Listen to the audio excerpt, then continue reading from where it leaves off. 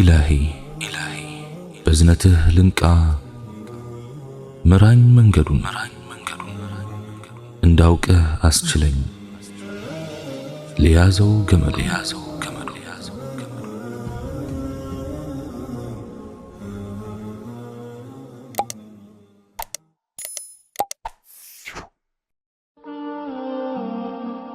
السلام عليكم ورحمة الله. በሁሉም የኃጢአት አይነት ተነክሬያለሁ። ለነዚህ ኃጢአቶቼም አላህ ይምረኝ አይምረኝ የማውቀው ነገር የለም የሚል አመለካከት ላላቸው ሙስሊሞች ምላሼ የሚከተለው ይሆናል። ይህ የእናንተ ብቻ ጭንቀት አይደለም። ተውበት ለማድረግ የሚያስቡ አብዛኞቹ ሰዎች ይህን ጭንቀት የሚጋሩ ናቸው። ከዚህ በፊት ይህን ጥያቄ ያቀረበልኝን አንድ ወጣት ታሪክ ልንገራችሁ። ይህ ወጣት ኃጢአት መስራት የጀመረው ገና ከልጅነቱ ነበር። 17 ዓመት ሊሞላው ከልዩ ልዩ ሰዎች ጋር ከትላልቅ እስከ ትናንሽ ኃጢአቶች በመፈጸም የህይወት ዳራውን ያበላሸ ነበር። ይህ ወጣት በመጨረሻ ተውበት ለማድረግ በመወሰኑ እነዚህን ድርጊቶች ቢያቆምም አላህ ላይምረኝ ይችላል የሚል ስጋት ላይ ወደቀ። ወጣቱ ያለበትን ሁኔታ ሲናገር ተውበት አድርጌ ወደ አላህ እንደተመለስኩኝ በሳምንት ውስጥ የተወሰኑ ሌሊቶችን ተሐጁድ እሰግዳለሁ። ሰኞና ሐሙስ አዘውትሬ እጾማለሁ። ከፈጅር ሰላት በኋላ በየቀኑ ቁርአን እቀራለሁ። ይህን እያደረግኩኝም ያደረግኩት ተውበት ተቀባይነት ያለው ስለመሆኑ የማውቀው ነገር የለም ብሎኛል።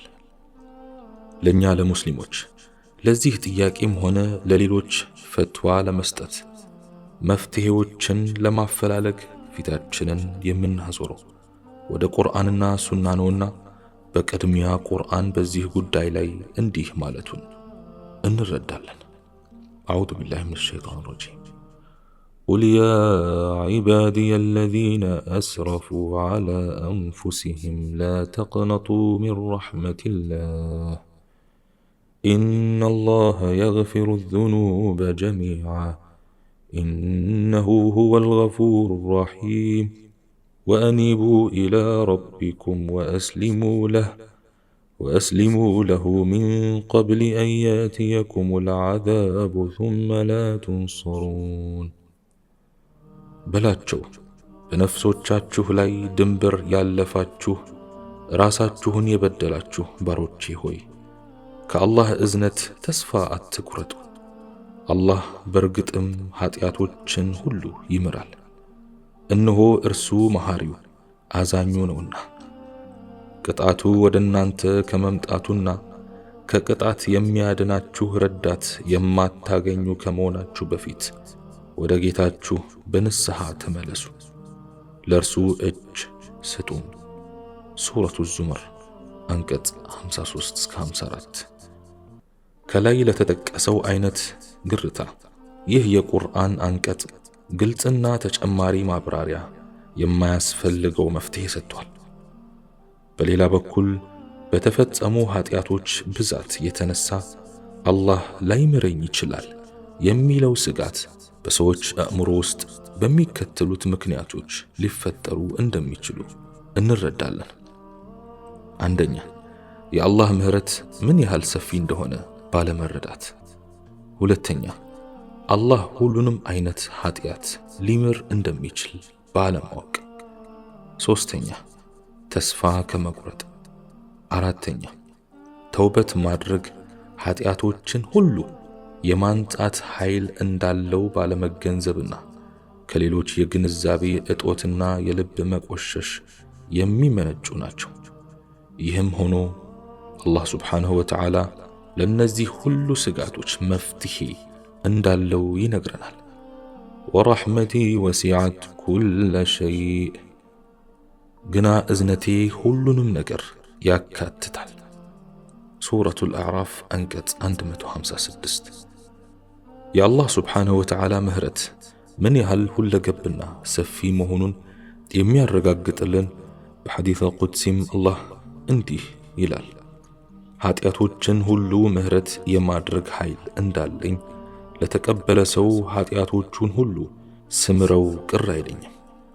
ይህን የማደርገው ግን ባሪያዬ በእኔ ላይ ያላሻረከ ወይም ያላጋራ እንደሆነ ነው። በሌላ ሐዲስ አልቁድሲም አላህ ስብሓነሁ ወተዓላ ለዚህ ጥርጣሬ ፍቱን ምላሽ ሰጥቷል። አላህ አንተ የአደም ልጅ ሆይ ስሜን እስከ ጠራህና በእኔ ላይ ብቻ ተስፋ እስከ ጣልክ ድረስ ጥፋቶችህን በሙሉ ያለምንም ገደብ እምርልሃለሁ። የአደም ልጅ ሆይ ኃጢአቶችህ እስከ ሰማይ ዳመናዎች ወደ ላይ የተከመሩ ቢሆኑም ምህረቴን እስከ ጠየቅክ ድረስ እምርልሃለሁ። ለዚህም ምንም ቅሬታ አይሰማኝም። የአደም ልጅ ሆይ መሬትን የሚያክል ኃጢአት ተሸክመህ ወደ እኔ ብትመጣና እኔም ብቻ ስታመልክ የነበርክ ከሆነ እኔም መሬትን የሚያክል ምህረት ይዤ እቀርብሃለሁ።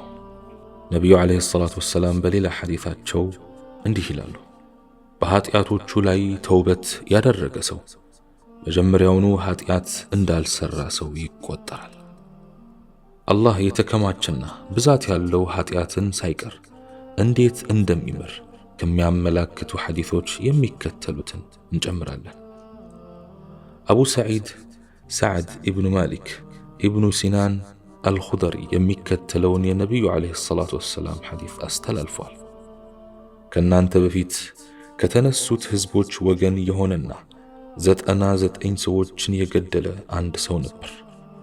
ይህ ሰው ለዚሁ ወንጀሉ ተውበት ለማድረግ ፈልጎ ፈጣሪው የሚምረው እንደሆነ ለማወቅ በአገሩ ታላቅ ሊቅ ማን እንደሆነ ሲጠይቅ ይህን ሊነግረው የሚችል ሊቅ አንድ ባህታዊ መሆኑ ተነግሮት ወደዚያው ያመራል። ለባህታዊውም 99 ሰው መግደሉን ነግሮት አምላክ ሊምረኝ ይችላል ወይ ብሎ ሲጠይቀው አምላክ እንደማይምረው ባህታዊው ስለነገረው ባህታዊውንም እዚያው በመግደል የገደላቸውን ሰዎች ቁጥር 100 አደረሰ። አሁንም በአገሩ ሌላ ሊቅ እንዳለ ጠይቆ ወደ አንድ ዓሊም ወሰዱት። ዓሊሙም 100 ሰው መግደሉን ነግሯቸው አምላክ ይምረው እንደሆነ ጠየቃቸው። ዓሊሙ አዎ አላህ ይምርሃል፣ በአንተና በተውበትህ መካከል ጣልቃ ሊገባ የሚችል ነገር የለም። አሁን እንዲህ ወደምትባል ነዋሪዎቿ አላህን በብዛት ወደሚገዙባት ከተማ ሂድና ከነርሱ ጋር ዒባዳ አድርግ፣ አላህን ተገዛ። የነበርክባት ከተማ መጥፎ ስፍራ ስለሆነች በፍጹም ወደሷ አትመለስ የሚል ምክር ሰጡት። ሰውየው ዓሊሙን ተሰናብቶ ወደ ተባለችው ከተማ በመሄድ ላይ እያለ ግማሽ ርቀት እንደተጓዘ ቀኑ ስለደረሰ የሞት መልአክ መጣበት። በዚሁ ቅጽበትም የራህመት መላኢካና የቅጣት መላኢካ ነፍሱ ለኔ የተገባች ናት በሚል ክርክር ገጠሙ። የራህመት መላኢካ ይህ ሰው ተውበት አድርጓል፣ ወደ አላህ በመመለስ ላይ ነበር የሚል መከራከሪያ ሲያቀርብ፣ የቅጣት መላኢካ ደግሞ እሱ ያከናወነው ምንም በጎ ተግባር የለውም በማለት ነፍሱ እንደምትገባው መከራከር ጀመረ። ሁለቱ መላኢካዎች በዚህ ሁኔታ ላይ እያሉም ሌላ የሰው አምሳል የተላበሰ መላኢካ ወደ እነርሱ ሲመጣ በማየታቸው በጉዳዩ ላይ እንዲፈርድላቸው ጠየቁት። እሱም በሁለቱ ከተሞች ሰውየው የመጣበትና የሄደበት በነበረው ከተማ መካከል ያለውን ርቀት ለኩት። ይበልጥ የቀረባት አገር ለሱ የተገባች ናት የሚል አስታራቂ ሐሳብ በማቅረብ የነገራቸውን አደረጉ። ርቀቱ ሲለካ እየሄደበት ወዳለችው ከተማ ቀርቦ ስለነበር ነፍሱን በምህረት መላኢካ እንዲወሰድ ተደረገ። በሌላ ሰሒሕ ሐዲስ መልካሚቷ ከተማ ለሰውየው የቀረበችው በአንዲት ስንዝር ርቀት ብቻ በመሆኑ ከደጋግ ነዋሪዎች እንደ አንድ ለመቆጠር በቅቷል የሚል ታክሏል። በሌላ ተመሳሳይ ሰሒሕ ሐዲስም አላህ ክፉዋን ከተማ ከሰውየው እንድትርቅ መልካሚቷ ከተማ ደግሞ ወደሱ እንድትቀርብ በማዘዙ መላኢካዎቹ ርቀቱን ሲለኩት ወደ መልካሚቷ ከተማ ይበልጥ ቀርቦ ስላገኙት በዚህ መልኩ የአላህን ምህረት ለመቀዳጀት በቅቷል የሚል ተጠቅሷል። በአንድ ሰው ሥራና በተውበቱ መካከል ከአላህ በቀር ማንም ጣልቃ ሊገባ እንደማይችል ከዚህ ሐዲስ ለመረዳት እንችላለን። ተውበት ፈላጊዎችም ኃጢአቶቻቸው ከዚህ ሰው ኃጢአቶች ያልገዘፉ መሆናቸውን ይህን ሰው የማረ አላህ ስብሓንሁ ወተዓላ እነርሱን የማይምርበት ምክንያት እንደማይኖረው ሊያስቡ ይገባል። አላህ ስብሓንሁ ወተዓላ ይህንኑ በራሱ አንደበት አረጋግጦልናል። አዑዙ ቢላሂ ሚነ ሸይጣን ረጂም والذين لا يدعون مع الله إلها آخر ولا يقتلون النفس التي حرم الله إلا بالحق ولا يزنون ومن يفعل ذلك يلقى أثاما يضاعف له العذاب يوم القيامة ويخلد فيه مهانا إلا من تاب وآمن وعمل عملا صالحا فأولئك يبدل الله سيئاتهم حسنات وكان الله غفورا رحيما النزيع كالله وجي ليلان أملاك يما يملكوت الله ارم يدرجاتن نفسم يالا أقباب يما يقدلوت زموتنم يما يفتموت ناتشو ይህን እኩይ ተግባር የፈጸመ የከፋ ቅጣት ያገኛል። በትንሣኤ ቀን ቅጣቱ እጥፍ ድርብ ይሆንበታል። ከውስጧም የተዋረደ ሆኖ ይኖራል። ያመኑና መልካም ተግባራትን የፈጸሙት ሲቀሩ ለነርሱ አላህ ኃጢአቶቻቸውን በመልካም ሥራዎች ይቀይርላቸዋል። አላህ መሐሪ አዛኝ ነውና። ሱረቱል ፉርቃን አንቀጽ 68 እስከ 70። ተውበት አድራጊ ሆይ እስቲ ቆም ብለህ ስለ እነርሱ አላህ ኃጢአታቸውን በመልካም ሥራዎች ይቀይርላቸዋል የሚለውን አስተንትን።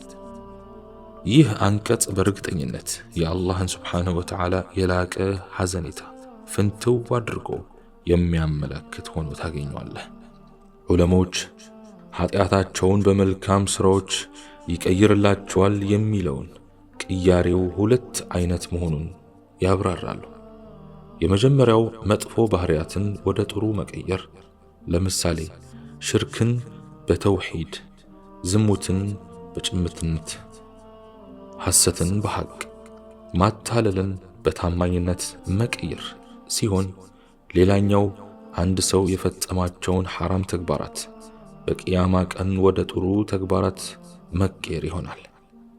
በዚህም ለነርሱ አላህ ኃጢአታቸውን በመልካም ሥራዎች ይቀይርላቸዋል በሚለው አባባል ውስጥ አንድ መጥፎ ድርጊት እኩል በሚመዝን ሌላ ጥሩ ድርጊት ይተካል የሚል ስላልተጠቀሰ መጥፎው በጥሩ ሲቀየር በብዛትም ሆነ በክብደት ያነሰም የበለጠም ሊሆን እንደሚችል ይጠቁማል የሚል ነው።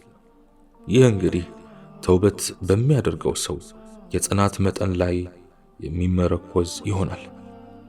አላህ ስብሓንሁ ወተዓላ ለተውበት አድራጊው ያለውን ውዴታ የገለጸው በዚህ መልኩ ነው። የአላህ መለኮታዊ ረሕመትና እዝነት ከምናስበው በላይ ስለመሆኑ የሚገልጹ በርካታ ሐዲሶች አሉ። ጥቂቶቹን ለማከል ዓብዱራሕማን ኢብኑ ጁበይር አቡ ጠዊል ሸጥብ አልመውዱድን ጠቅሰው ባስተላለፉት ሐዲስ አቡ ጠዊል ሸጥብ አልመውዱድ በሌላ ሐዲስ አይኖቹ የሰረጎዱ አዛውንት ተብሏል።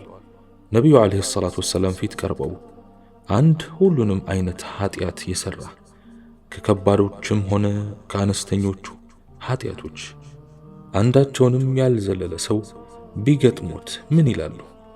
የዚህ አይነት ሰው ተውበት ማድረግ ይችላልን? አላቸው።